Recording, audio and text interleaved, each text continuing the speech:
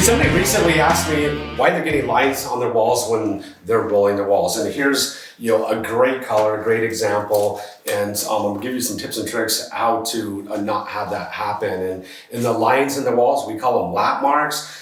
Some of it we call it haloing, hat banding. There's a lot of different terminology you can use, but one of the major causes for it is not keeping a wet edge.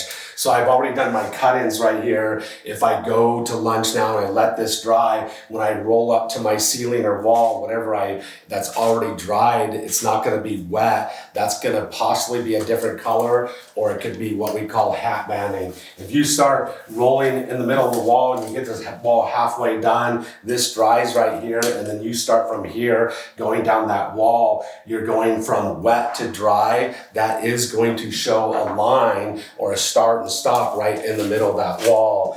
And so you don't want to do that. You always want to keep a wet edge. I'm going to start rolling this wall right here. I've got my cut-ins done. This is all wet. I'm going to start rolling this wall, and I'm getting as close as I can to that wet edge and corner right there as I can. And then I'm going to begin rolling down the wall. So this, I've got an unusual job here, trim, same color as the ceilings, same sheen, customer wanted it all the same.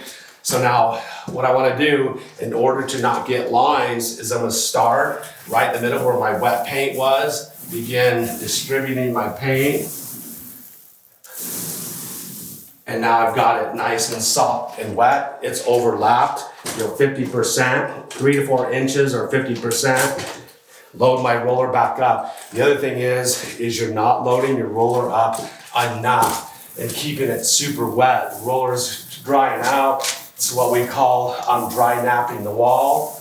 You want to go no more than 1 roller length on your wall before moving down to the next section. So I unloaded it, I'm gonna load it back up. That way my wall stays absolutely saturated, absolutely wet. I'm gonna overlap it, keeping a wet edge, distribute my paint. And you want to work quickly so this stays wet. I'm gonna do my layout. I'm gonna lay my wall out, top to bottom. The other thing is, you don't want to come back and lay this out when you've already worked down the wall way down there, because you will get lines, you will get lap marks. This is totally saturated, and I've done 3 laps. I've laid it out, and I'm going to do 3 more. If you keep this thing saturated with paint and you do your overlap, you will not get lines. The walls aren't nearly as hard as ceilings because heat rises. So I've got 1 lap, got my wall, got my paint saturated, lay it out. I would do 1 more length and then do my layout. You can see this is completely saturated, and I will not get lines in my walls as long as I keep a wet edge.